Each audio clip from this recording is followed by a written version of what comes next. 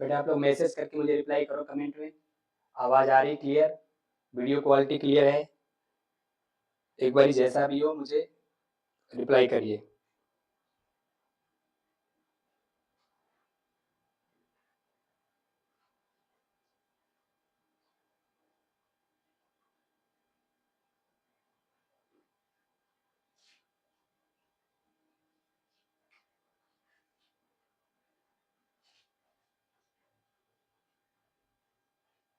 Okay start करते हैं।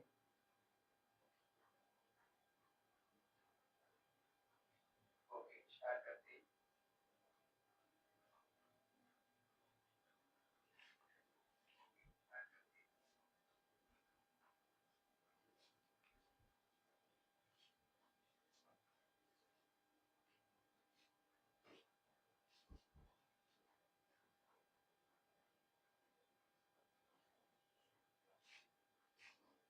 चलिए ठीक है।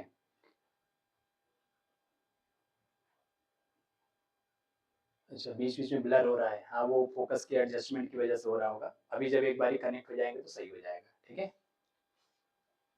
चलिए शुरू करते हैं।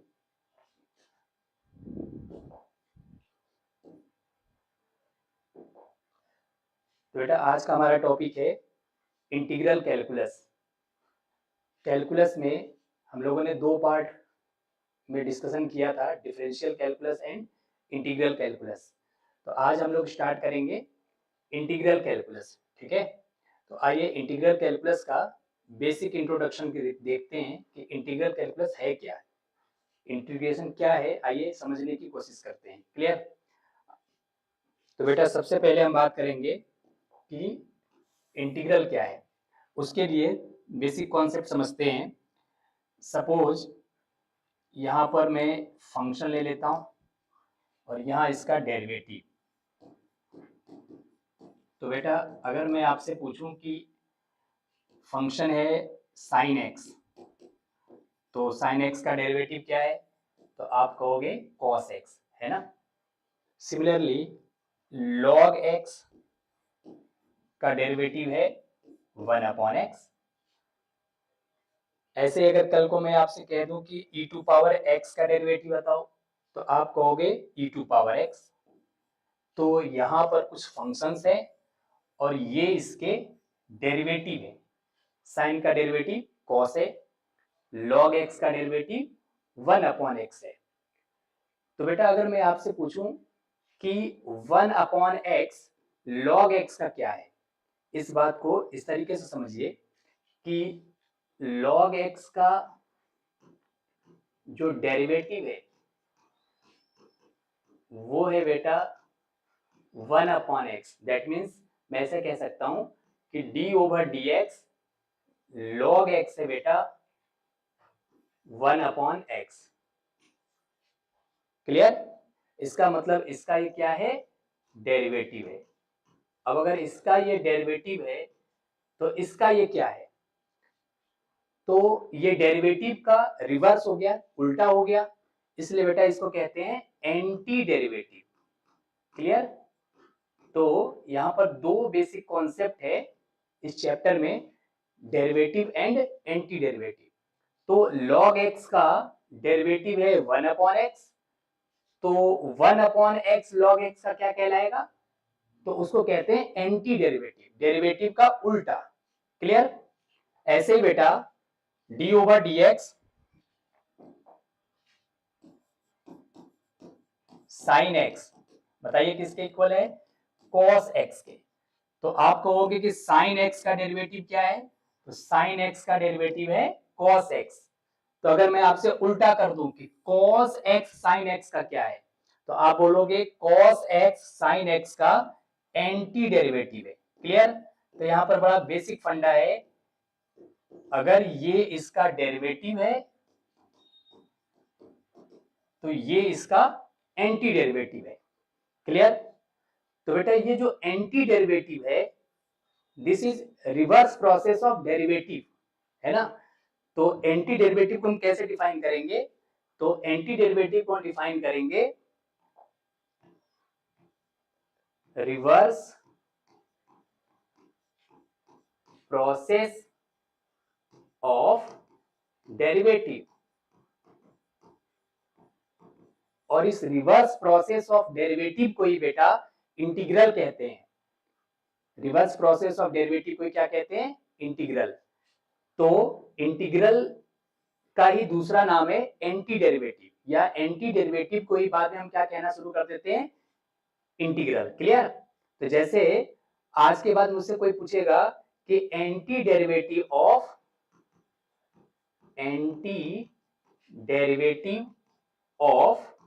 वन अपॉन एक्स, तो आप कहोगे कि इसका आंसर है log x, है ना?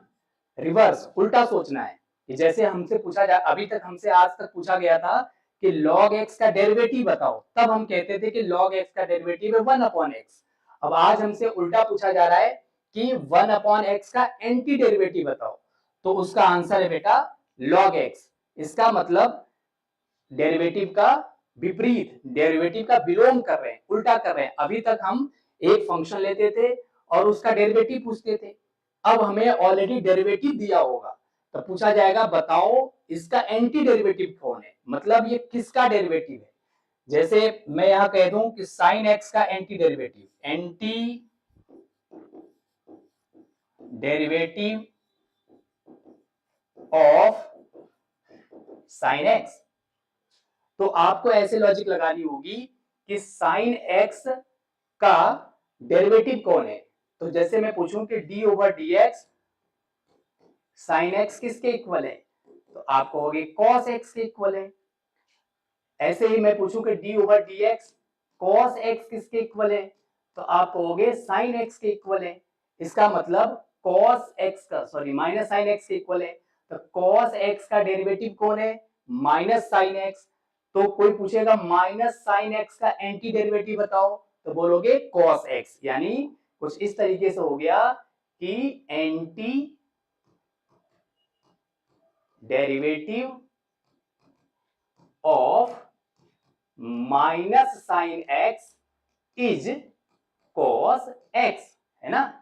स्टार्टिंग के लिए, समझने के लिए ऐसे समझेंगे कि anti derivative of minus sine x is cos x, यानी माइनस साइन एक्स का प्रति अवकलज। एंटी डेरिवेटिव को बेटा क्या कहते हैं? प्रति अवकलज कहते हैं। कौन होगा बताओ? Cos x. एंटी डेरिवेटिव का हिंदी में क्या कहते हैं इसको बेटा? प्रति अवकलज। ठीक है, तो कॉस एक्स का प्रति अवकलज, माइनस साइन एक्स का प्रति अवकलज कौन हो गया? कॉस एक्स, क्योंकि कॉस एक्स का अवकलज कौन होता है? माइनस का साइन एक्स, है ना? तो कॉस का डेरिवेटिव है माइनस साइन, तो फिर माइनस साइन का कॉस कौन है? तो आंसर है माइनस साइन का कॉस एंटी डेरिवेटिव है, यानी डेरिवेटिव का उल्टा, और उसी को हम क्या बोलते हैं? प्रति अवकलज। तो क्या आपको एंटी डेरिवेटिव टर्म क्लियर हो गया? तो एंटी डेरिवेटिव जो शब्द है, जो वर्ड है, वो अवकलज का उल्टा है ना? व्युत्क्रम है, विपरीत है। तो हम ऐसे ही कह सकते हैं कि प्रति अवकलज जो है वो अवकलन का विपरीत प्रक्रम है ना? ऐसे भी कह सकते हैं कि अवकलन का विपरीत प्रक्रम ही क्या कहलाता है बताओ? प्रति अवकलज या एंटी डेरिवेटिव। तो बेटा यहां पर जो कॉन्सेप्ट हमारा है वो ये है कि इस प्रति अवकलज को ही हम, जो एंटी डेरिवेटिव है, इसी को ही हम समाकलन कहते हैं। क्लियर? तो किसी भी फंक्शन का एंटी डेरिवेटिव जो हम निकालते हैं उसी को हम समाकलन कहना स्टार्ट कर देते हैं। तो इनिशियली हम उसको एंटी डेरिवेटिव कहेंगे और बाद में हम उसी को, एंटी डेरिवेटिव को क्या कहना शुरू कर देते हैं? समाकलन। यानी एंटी डेरिवेटिव कह लो या उसी को समाकलन कह लो, दोनों एक ही बात है। ठीक है? तो D over d x log x 1 upon x, इसका ये डेरिवेटिव, इसका ये एंटी डेरिवेटिव, और इसी एंटी डेरिवेटिव को ही हम इंटीग्रल भी कहेंगे। तो 1/x का एंटी डेरिवेटिव या फिर इंटीग्रल कौन है? log x है। क्लियर? तो एंटी डेरिवेटिव भी कह सकते हैं और इंटीग्रल भी कह सकते हैं। बेटा इस एंटी डेरिवेटिव को एक और नाम से जाना जाता है, उसे हम कहते हैं प्रिमिटिव, है ना? प्रिमिटिव, प्रिमिटिव माने होता है पूर्वज, यानी पहले वाले। इसको हिंदी में पूर्वक कहते हैं, पूर्वक। तो जैसे साइन का डेरिवेटिव सपोज कॉस है, सपोज बेटा d/dx साइन x है cos x, तो cos का एंटी डेरिवेटिव भी तो साइन कहलाएगा। तो cos आज प्रेजेंट में हमारे पास कौन है बताओ? cos। इसके पीछे कौन था? साइन। तो पूर्वज हमारे पीछे, जो जैसे आज हम वर्तमान पीढ़ी है, तो हमारे बाबा परबाबा हमसे पीछे वाली पीढ़ी में थे, तो उनको हम क्या कहते हैं? पूर्वज कहते हैं ना। वैसे ही किसी का डेरिवेटिव करके cos मिला, तो cos हो गया प्रेजेंट, तो उसका फिर पूर्वक कौन था? तो आंसर है उसका पूर्वक साइन था, है ना? ऐसे ही d/dx log x हो गया 1/x। तो आप कहोगे log x का डेरिवेटिव कौन है? तो log x का डेरिवेटिव है 1/x। तो हम बोलेंगे 1/x का log x कौन है? तो देखो प्रेजेंट जो डेरिवेटिव करके आए, यहां जो आया ये प्रेजेंट है ना? ये प्रेजेंट है। तो 1/x का पूर्वक कौन होगा? यानी 1/x किससे आया होगा? जैसे हम किससे आए हैं? तो हम अपने पूर्वजों से आए हैं, तो वैसे ही 1/x किससे आया होगा? तो log x से आया होगा। तो log x क्या कहलाएगा? इसका पूर्वक, पूर्वक, या उसी को हम प्रिमिटिव या फिर एंटी डेरिवेटिव कहेंगे। ठीक है बेटा? तो एंटी डेरिवेटिव इंटीग्रल का ही दूसरा नाम है, उसी को हम पूर्वक भी कहते हैं। तो आई होप कि आपको ये बात समझ में आ गई होगी। तो यहां से एक बार मैं समराइज कर लेता हूं, जिससे हमें ये इतना कॉन्सेप्ट।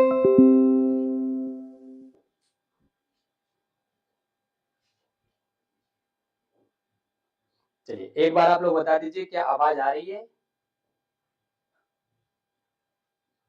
एक बार सभी लोग, चूंकि आज फर्स्ट डे है तो थोड़ा सा अभी एडजस्ट होने में टाइम लग रहा है लाइव क्लासेस के लिए, तो अभी सॉफ्टवेयर को भी समझने में थोड़ा टाइम लग रहा है। तो आप एक बार मुझे रिप्लाई करते रहो कि क्या कम चीजें सही है, आवाज सही आ रही है, विजिबिलिटी सही है या नहीं, मेरी वॉइस क्लियर आ रही है कि नहीं। थोड़ा सा फटाफट एक बार कर दो बेटा, है ना? फर्स्ट वीडियो है तो इसलिए थोड़ा सा इशू हो सकती है, एक बार एडजस्टमेंट हो जाए फिर सही हो जाएंगे।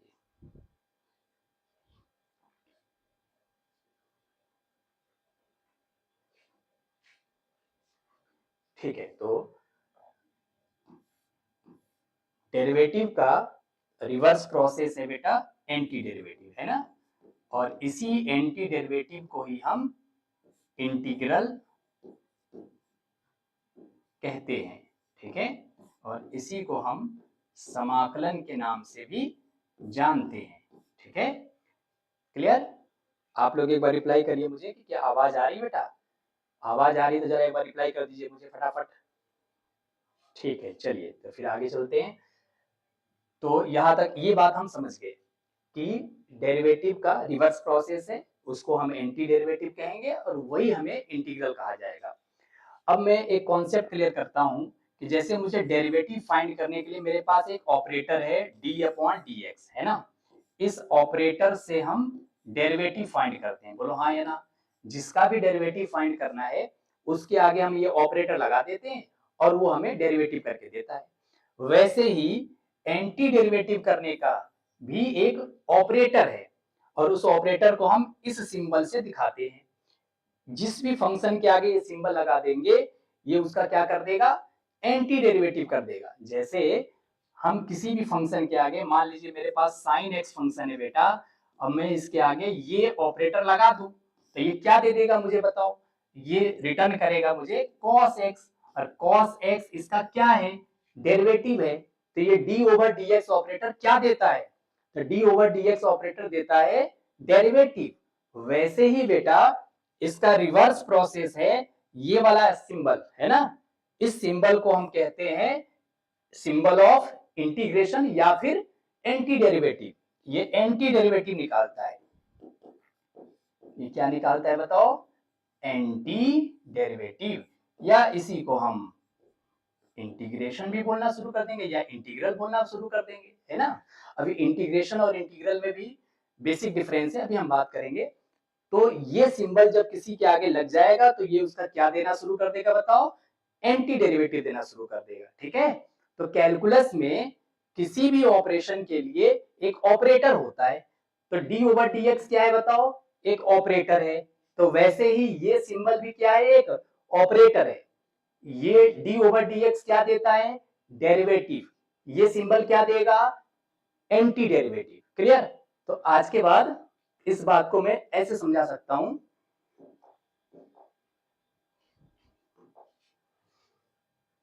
कि d over d x sine x equal to cos x. यहां पर एंटी डेरिवेटिव का सिंबल लगा दिया, कॉस एक्स। अब देखो यहां पर किसके रिस्पेक्ट में डेरिवेटिव है? एक्स के रिस्पेक्ट में, है ना। Derivative with respect to x. तो वैसे यहां पर anti derivative with respect to x, तो ये देखो एंटी डेरिवेटिव का सिंबल है ना, anti derivative.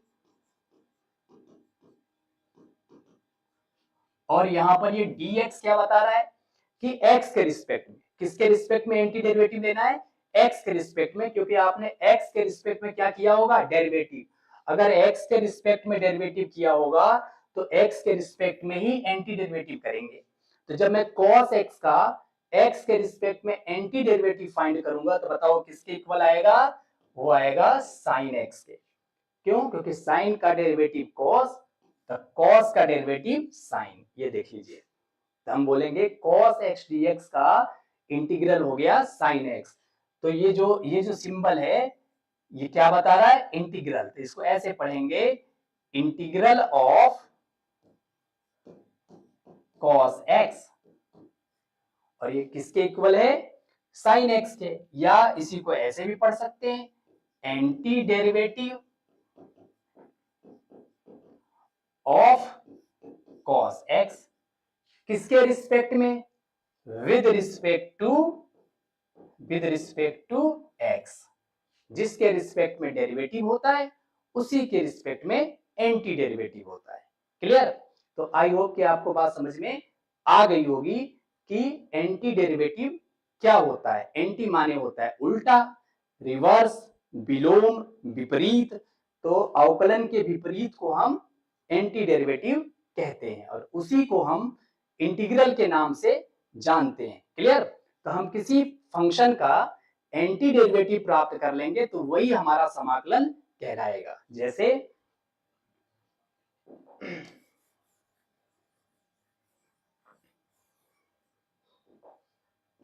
D over d x, x square है 2x, तो ये इसका बताओ क्या है?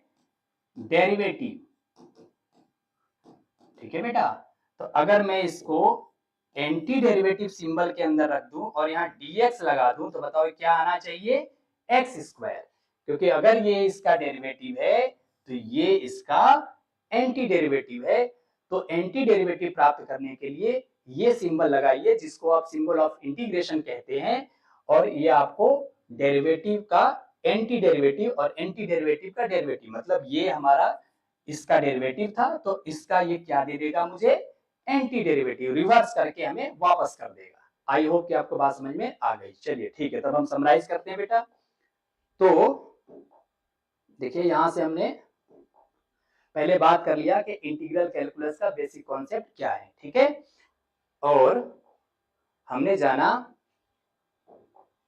कि एंटी डेरिवेटिव किसे कहते थे। एंटी डेरिवेटिव हो गया रिवर्स प्रोसेस ऑफ डेरिवेटिव, ठीक है। रिवर्स प्रोसेस ऑफ डेरिवेटिव को एंटी डेरिवेटिव कहते हैं। चलिए आगे चलते हैं। अब हम बात करेंगे सबसे इंपॉर्टेंट बात बेटा कि anti derivative is not unique. यानी किसी भी फंक्शन का एंटी डेरिवेटिव यूनिक नहीं होता। अब इस बात को मैं कैसे एक्सप्लेन करूंगा, जरा ध्यान से देखो। जैसे मान लो d over d x square होगा बेटा 2x, फिर d over d x square plus 3 कितना होगा, देखो ये भी 2x है। फिर d over d x square minus 7 कितना होगा, देखो ये भी 2x होगा। तो आपने देखा कि इन सभी फंक्शन का डेरिवेटिव सेम सेम है ना, इन तीनों का डेरिवेटिव 2x है। फिर मैं आपसे रिवर्स पूछूं कि भाई 2x का एंटी डेरिवेटिव क्या है। अगर हम रिवर्स फंक्शन पूछें कि 2x का एंटी डेरिवेटिव क्या है, तो फिर आप आंसर कैसे करोगे। कोई बच्चा कहेगा कि 2x का एंटी डेरिवेटिव एक्स स्क्वायर है, वो भी सही है। कोई बच्चा कहेगा कि 2x का anti derivative x square plus 3 है, तो बेटा वो भी सही है। कोई कहेगा 2x का anti derivative x square minus 7 है, वो भी सही है। क्यों, क्योंकि इन तीनों को ही डेरिवेटिव करके 2x मिला है। अब आप कह रहे हो कि डेरिवेटिव का उल्टा एंटी डेरिवेटिव होता है, इसका मतलब 2x का उल्टा कर दिया जाए तो एक्स स्क्वायर भी मिल सकता है, एक्स स्क्वायर प्लस 3 भी मिल सकता है, और एक्स स्क्वायर माइनस 7 भी मिल सकता है। इसका मतलब इसके ये तीनों ही आंसर सही है। और ऐसे हम बहुत सारे आंसर कर सकते हैं, क्योंकि ऐसे तो बहुत सभी फंक्शन बनाए जा सकते हैं जिनका डेरिवेटिव 2x आएगा। सभी में आप अचर पद जोड़ दो, कांस्टेंट, क्योंकि कांस्टेंट का डेरिवेटिव कितना होता है, 0। तो अगर मैं जनरल भाषा में बात करूं तो मैं ऐसे कह सकता हूं कि एक्स स्क्वायर प्लस सी, कोई कांस्टेंट संख्या c ऐड कर दी जाए बेटा, तो उसका डेरिवेटिव तो हमेशा क्या आएगा, 0 ही तो आएगा। इस तरीके से हम कह सकते हैं कि in general d over d x square plus C का डेरिवेटिव जो है वो 2x के इक्वल आएगा। बोलो हाँ या ना। तो जब मैं 2x का एंटी डेरिवेटिव प्राप्त करने जाऊंगा तो वो हो जाएगा एक्स स्क्वायर प्लस सी। अब आप c की वैल्यू अलग अलग पुट करते जाएंगे और आपको बहुत सारे इनफाइनाइट एंटी डेरिवेटिव रखते हैं। बात समझ में आ रही बेटा। तो किसी भी फंक्शन के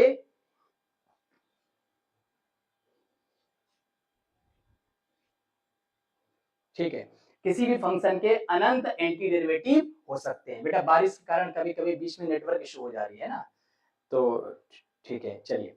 तो किसी भी फंक्शन के अनंत एंटी डेरिवेटिव हो सकते हैं, है ना। और इसीलिए हम बोलेंगे कि एंटी डेरिवेटिव क्या नहीं है, यूनिक नहीं है। आप देख सकते हो 2x का एंटी डेरिवेटिव एक्स स्क्वायर भी है, 2x का anti derivative x square plus 3 भी है, 2x का anti derivative x square minus 7 भी है। ये सब बेटा इसके एंटी डेरिवेटिव है। और इन सब में किस बात का अंतर है, केवल अचर पद का। देखो कांस्टेंट का केवल डिफरेंस है, क्योंकि कांस्टेंट का डेरिवेटिव क्या होता है, 0 ही तो होता है। तो +3 करो, +5 करो, +10 करो, +12 करो, सबका डेरिवेटिव 0 हो जाएगा।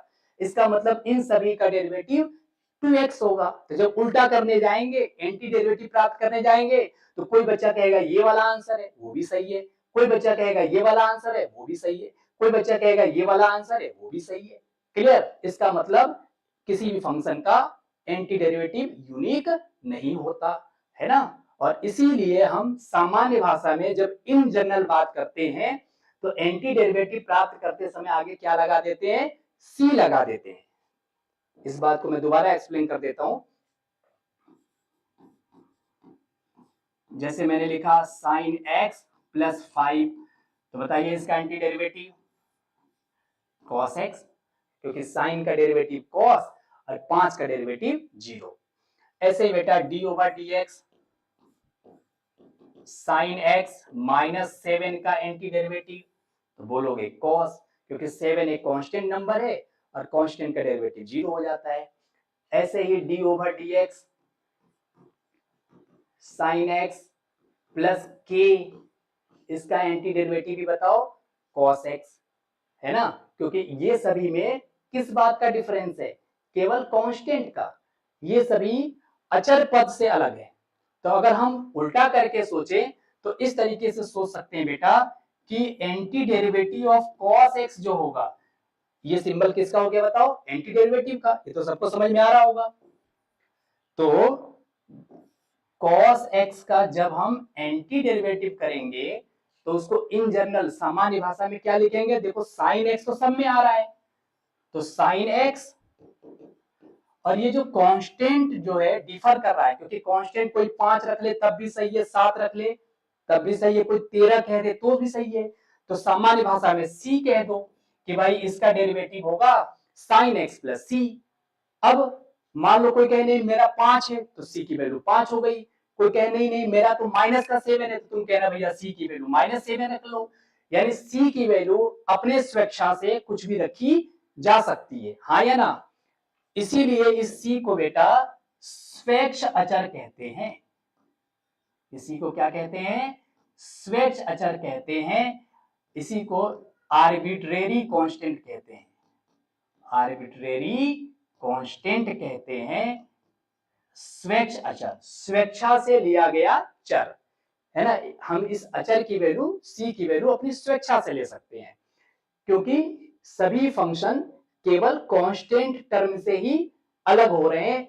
जो चर वाला फंक्शन है वो तो देखो सेम सेम, इसमें भी साइन, इसमें भी साइन, इसमें भी साइन, केवल यहाँ पर ये बदल रहा है, और ये सब कांस्टेंट है, उसको सामान्य भाषा में एक के या सी, तो इस चैप्टर में हम जनरली सी से रिप्रेजेंट करते हैं।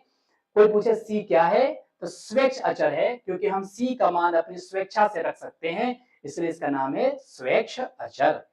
और इसीलिए बेटा इस चैप्टर का नाम पड़ेगा अनिश्चित समाकलन, अनिश्चित समाकलन यानी indefinite integral, indefinite integral. Indefinite क्यों? क्योंकि ये यूनिक नहीं है। अभी आपने देखा कि एंटी डेरिवेटिव क्या नहीं है? यूनिक नहीं है, किसी भी फंक्शन का एंटी डेरिवेटिव यूनिक नहीं है, यानी एक से ज्यादा हो सकते हैं, या यूं कह लें अपरिमित रूप से अनंत हो सकते हैं, बहुत सारे हो सकते हैं। जब बहुत सारे हो सकते हैं तो इसलिए उसका नाम पड़ेगा इनडेफिनिट, वो डेफिनिट नहीं है ना, इसलिए इसका नाम पड़ेगा इनडेफिनिट। तो इनडेफिनिट इंटीग्रल में हमेशा सी लगेगा। क्लियर? तो आज के बाद जब हमें एंटी डेरिवेटिव का कॉन्सेप्ट बताना होगा या किसी फंक्शन का एंटी डेरिवेटिव निकालना होगा तो हम हमेशा प्लस में क्या लगाएंगे? सी। तो जैसे आज के बाद मुझसे कोई पूछेगा कि 1/x का एंटी डेरिवेटिव बताओ, तो हमने देखा कि भाई साइन का डेरिवेटिव 1/x है, तो log x का डेरिवेटिव 1/x है, तो 1/x का एंटी डेरिवेटिव log x होगा। तो आप कहोगे इसका आंसर है log x, मगर प्लस में क्या लगाओगे? c। क्यों प्लस में c लगाओगे? क्योंकि भाई अगर हम d/dx log x प्लस 1 करें तो भी 1/x आएगा, d/dx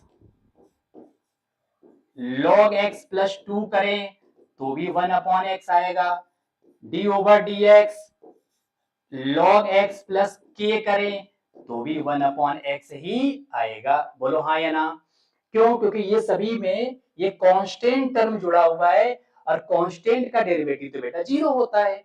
इसका मतलब कांस्टेंट नंबर के जोड़ने से अवकलन पे तो कोई फर्क पड़ा नहीं।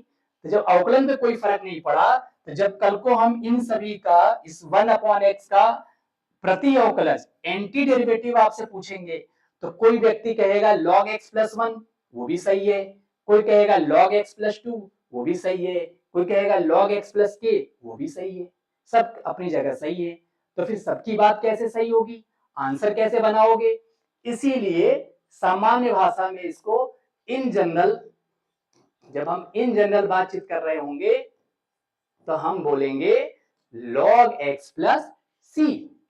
अब c की वैल्यू कुछ भी हो सकती है, मगर ये बात गारंटी है कि log x का टर्म सभी में फिक्स होगा। केवल क्या डिफर कर रहा होगा? ये c वाला टर्म, कांस्टेंट वाला टर्म। और आज के बाद ये कॉन्सेप्ट क्लियर हो गया कि जब भी किसी फंक्शन का एंटी डेरिवेटिव लिखना होगा, प्रति अवकलज लिखना होगा, तो उसमें प्लस c लगा दीजिए। क्लियर है ना? प्लस c क्यों लगा दीजिए? क्योंकि अगर c कांस्टेंट टर्म जोड़ जोड़ के अवकलन किया जाए तो सभी का अवकलन एक ही आएगा। तो जब उल्टा करेंगे तो हम बोलेंगे 1/x का log x प्लस 1 भी हो सकता है, 1/x का log x प्लस 2 भी हो सकता है, 1/x का log x प्लस k भी हो सकता है। तो आई होप कि आपको पिक्चर समझ में आ गई होगी कि एंटी डेरिवेटिव क्या है, c क्यों ऐड करते हैं, और इसका नाम अनिश्चित समाकलन क्यों पड़ा। इतनी बात समझ में आ गई। चलिए अब इतनी बात समझ में आ गई तो हम आगे बढ़ते हैं। अगर आपको ये बात समझ में आ रही है तो आप कमेंट में मुझे जरूर बताइए कि हाँ ये बात समझ में आ गई।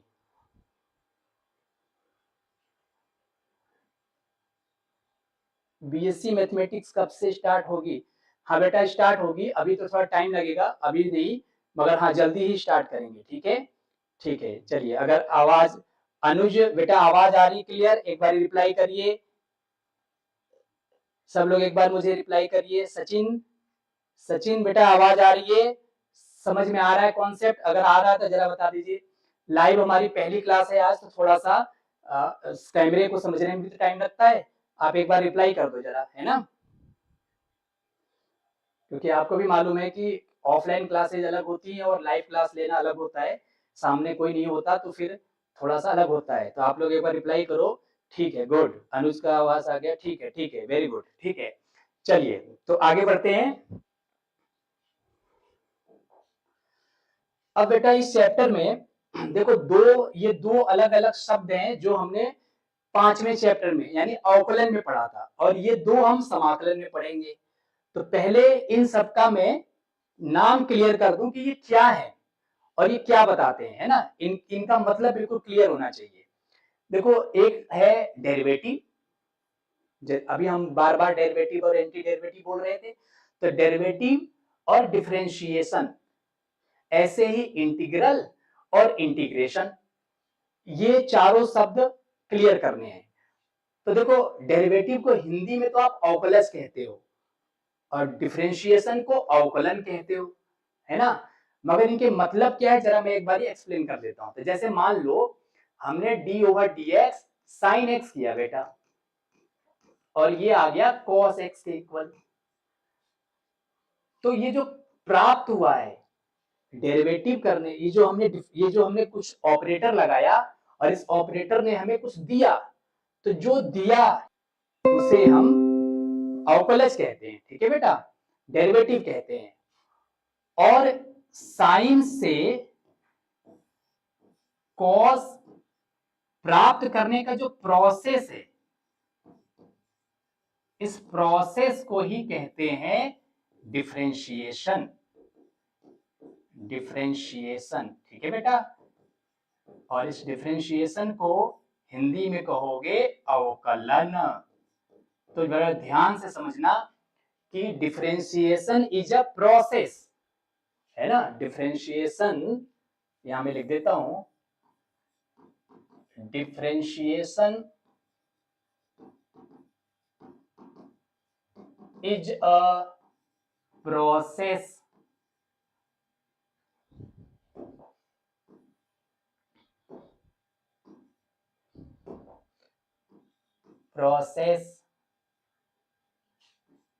to get या to obtain डेरिवेटिव।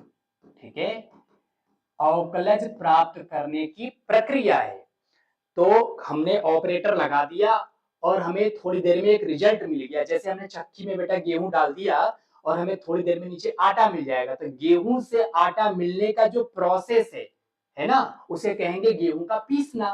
वैसे ही ऐसे समझो डी ओवर डी एक्स एक मशीन है, हमने उसमें कोई फंक्शन इनपुट दे दिया, है ना। इस बात को ऐसे समझो कि भाई ये एक मशीन है, ठीक है, और इस मशीन में हमने यहाँ इनपुट दे दिया, इनपुट, और ये मशीन कुछ प्रोसेस करेगा ऐसे अंदर ही अंदर, और मुझे वो बदले में यहाँ आउटपुट देगा। जैसे मान लो हमने इसके अंदर साइन एक्स दे दिया और ये बदले में हमें कॉस एक्स लौटा देगा। हमने इसको लॉग एक्स दे दिया बेटा, ये बदले में हमें 1/x लौटा देगा।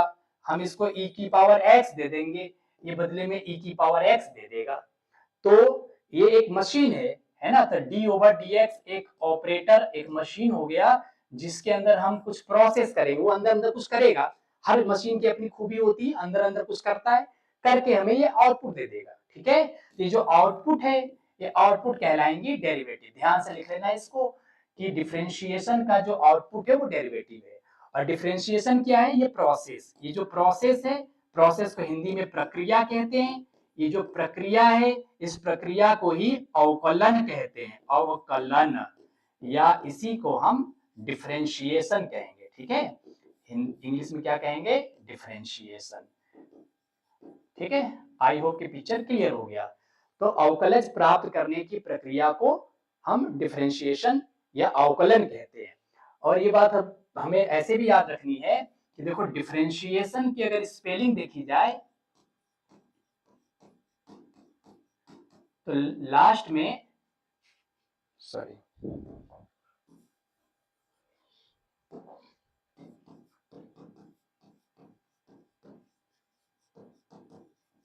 लास्ट में ION आ रहा है।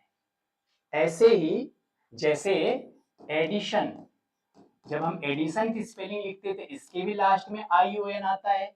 सब्ट्रैक्शन,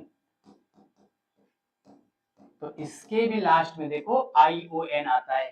तो मैथमेटिक्स में जब किसी के स्पेलिंग में लास्ट में ION आ जाए तो वो एक ऑपरेशन को शो करता है ना, वो एक ऑपरेशन को बताता है।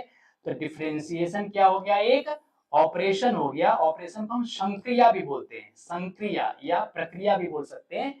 तो डिफरेंशिएशन क्या हो गया बेटा? एक प्रक्रिया। क्या प्राप्त करने की प्रक्रिया?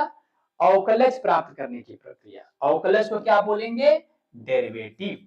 तो अगर आपको ये बात समझ में आ गई तो आप इसको अपनी कॉपी में नोट कर लेना। तो अवकलन और अवकलज ये दो तो क्लियर हो गए। अब आइए दो बातें और क्लियर करते हैं, इंटीग्रल और इंटीग्रेशन, यानी समाकल और समाकलन। तो ये भी बिल्कुल वही सेम प्रोसेस है। देखो इसके स्पेलिंग में भी क्या आया बताओ? ION। तो समाकलन भी क्या है? प्रक्रिया। क्या लौट आएगा? समाकल, है ना। इस बात को हम समझ सकते हैं यहां पर। तो जैसे मैंने यहां पर 1/x के आगे इंटीग्रेशन साइन लगा दिया, बदले में क्या मिला मुझे बताओ? log x प्लस में c। तो ये जो मिला ये है इंटीग्रल, और यहां से यहां जो प्रोसेस है, यहां से यहां जाने का जो प्रोसेस है, अंदर अंदर जो कुछ खिचड़ी सी पकी होगी, इस प्रोसेस को ही कहेंगे इंटीग्रेशन। तो integration is a process, integration is a process of obtaining integral. Clear? और इंटीग्रल को क्या बोलोगे? समाकल। तो जो आता है वो समाकल है, और ये जो इंटीग्रेशन है ये एक प्रक्रिया है, और इसे हम बोलेंगे समाकलन।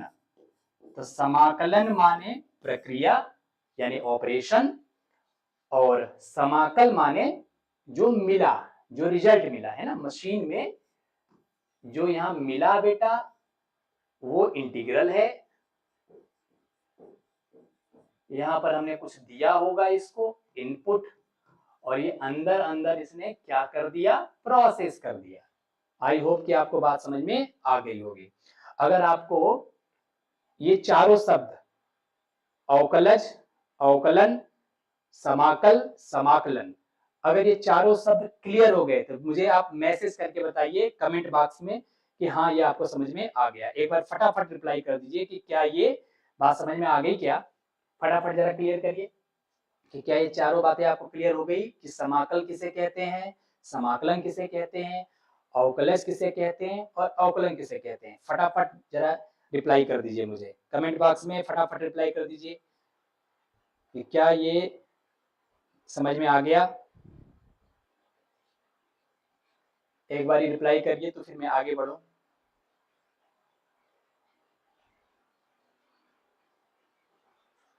यस सर क्लियर है। ठीक है अनुज शर्मा, बिल्कुल अच्छी बात।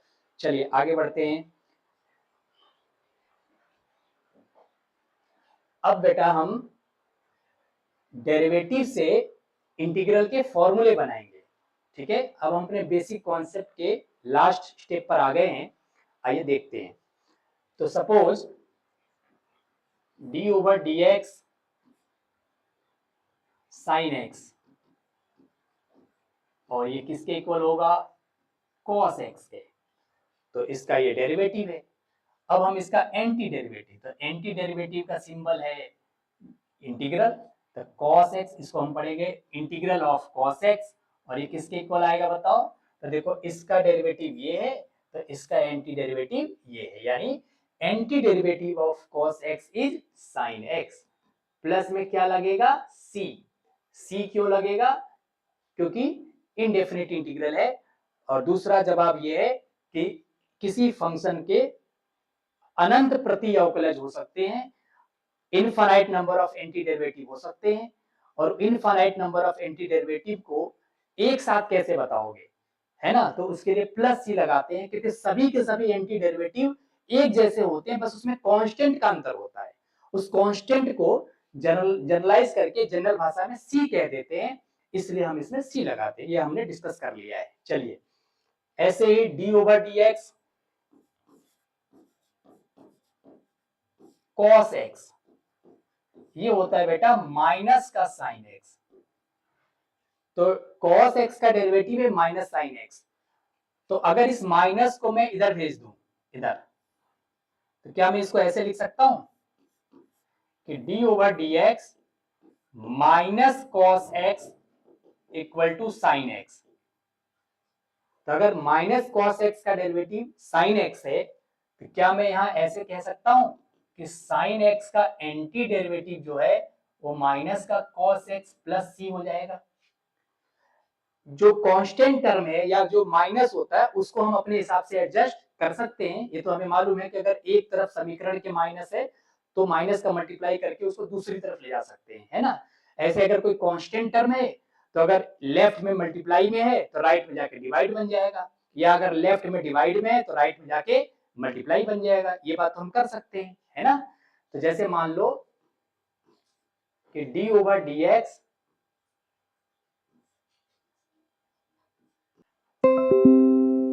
चलिए ऐसे ही d over d x cot x minus का कोसेक स्क्वायर एक्स। तो अगर मुझे माइनस कोसेक स्क्वायर एक्स का एंटी डेरिवेटिव लिखना होगा तो वो हो जाएगा बेटा कॉट एक्स प्लस सी, है ना।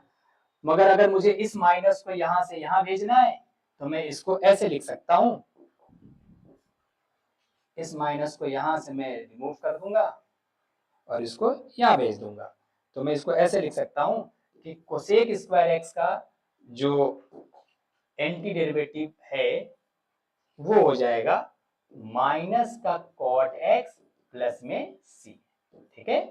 तो इस तरीके से इधर वाले माइनस को उधर, यानी लेफ्ट वाले को राइट में जरूरत पड़ने पर भेजा जा सकता है।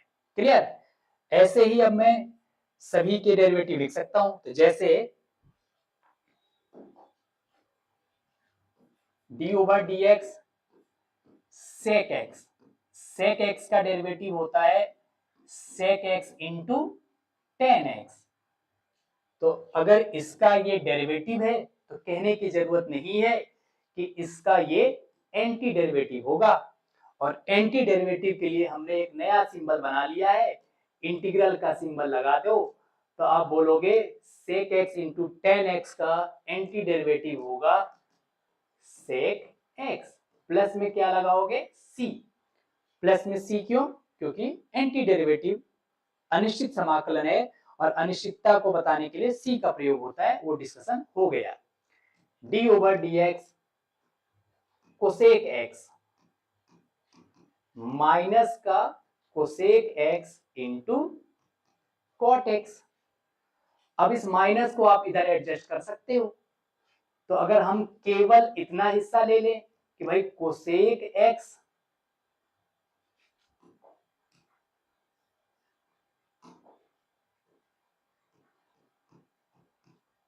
इंटू कॉट एक्स का एंटी डेरिवेटिव क्या होगा, तो इस माइनस को इधर ट्रांसपोज कर दीजिए और आंसर होगा माइनस का कोसेक एक्स प्लस सी। क्लियर। चलिए, तो इस तरीके से हम सभी डेरिवेटिव से एंटी डेरिवेटिव का फॉर्मूला बना सकते हैं। जैसे d over d x x की पावर n+1, अगर मैं n+1 का डेरिवेटिव करूं तो आपको मालूम है डेरिवेटिव में ये पावर आगे आएगा और यहां हो जाएगा x की पावर n। तो अगर मैं कल को x की पावर n का एंटी डेरिवेटिव प्राप्त करूं तो ये जो कांस्टेंट है उसको इधर भेज दो, है ना। कांस्टेंट और माइनस को अपने हिसाब से एडजस्ट करो। तो देखो ये जो कांस्टेंट है बेटा वो इधर मल्टीप्लाई में है, तो दूसरी साइड में जाके क्या बनेगा बताओ, डिवाइड बनेगा। तो x की पावर n का एंटी डेरिवेटिव कितना होगा, x की पावर n+1 डिवाइड में n+1, अब प्लस में क्या लिख देंगे c। तो इस तरीके से हम x की पावर n का एंटी डेरिवेटिव प्राप्त कर सकते हैं। तो बेटा इस तरीके से हम डेरिवेटिव के सभी फॉर्मूलों से एंटी डेरिवेटिव यानी समाकलन के फॉर्मूले बना सकते हैं। आई होप कि आपको ये बात समझ में आ गई होगी। जैसे डी ओवर डी एक्स ई की पावर x होता है e की पावर x, तो अगर मैं e की पावर x का एंटी डेरिवेटिव प्राप्त करूं तो वो हो जाएगा e की power x plus c। Clear. तो इस तरीके से हम उल्टा करके एंटी डेरिवेटिव प्राप्त कर सकते हैं। क्लियर। अब आइए नेक्स्ट कॉन्सेप्ट समझते हैं।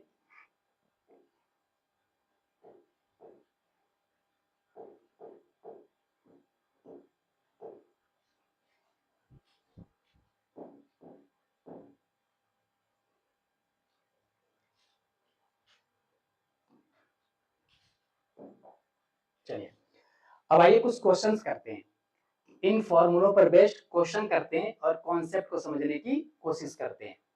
तो देखो बेटा पहला क्वेश्चन है इंटीग्रल ऑफ y dy। देखो ये dy बता रहा है कि आपको जो एंटी डेरिवेटिव चाहिए वो y के रिस्पेक्ट में चाहिए, यानी anti derivative with respect to y, है ना। जैसे dx लिखा है तो anti derivative with respect to x होता है, वैसे ही anti derivative with respect to y।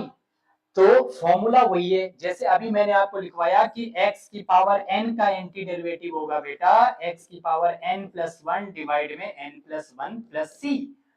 बिल्कुल इसी तरीके से हम y का करेंगे। बस यहाँ जब dx है तो यहाँ x है, जब यहाँ dy होगा तो यहाँ y होगा, है ना। जिसके रिस्पेक्ट में एंटी डेरिवेटिव चाहिए वही वाला चर होना चाहिए। तो हम सेम फॉर्मूले से इसको कर सकते हैं। बताओ कैसे करेंगे। तो y इंटीग्रल ऑफ y, तो यहाँ पावर में लिख लो 1 और इनटू में dy। अब आप अपने फॉर्मूले से मैच करा दो। देखो यहाँ n की वैल्यू कितनी हो गई 1। फॉर्मूला कहता है कि पावर जो है n में 1 ऐड हो जाएगा, यानी n+1 अपॉन n+1। तो बताओ यहाँ क्या हो जाएगा y की पावर 1+1 डिवाइड में 1+1 प्लस c। तो ये हो गया बेटा y स्क्वायर की पावर 2 प्लस c। तो इस तरीके से y का इंटीग्रल हो गया y square by 2 plus c। अब अगर इसका डेरिवेटिव किया जाए तो लौट करके यही y मिलना चाहिए, क्योंकि हमने अभी सीखा कि अगर ये इसका एंटी डेरिवेटिव है तो इसका ये क्या होगा डेरिवेटिव होगा। तो आइए जरा इस बात को चेक करते हैं कि क्या ऐसा है।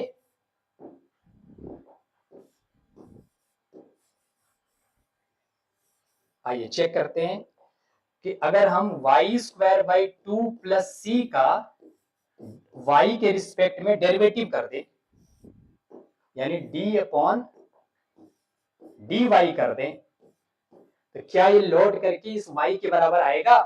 तो बताओ डेरिवेटिव करेंगे तो 1/2 y स्क्वायर का 2y प्लस c, 2 से 2 कैंसिल, देखो c का डेरिवेटिव 0 हो गया बेटा, तो देखो y आ गया। इस तरीके से आई होप की बात समझ में आ रही होगी। क्लियर। चलिए तो आज के इस बेसिक लेक्चर में इतनी ही बात करते हैं। Next class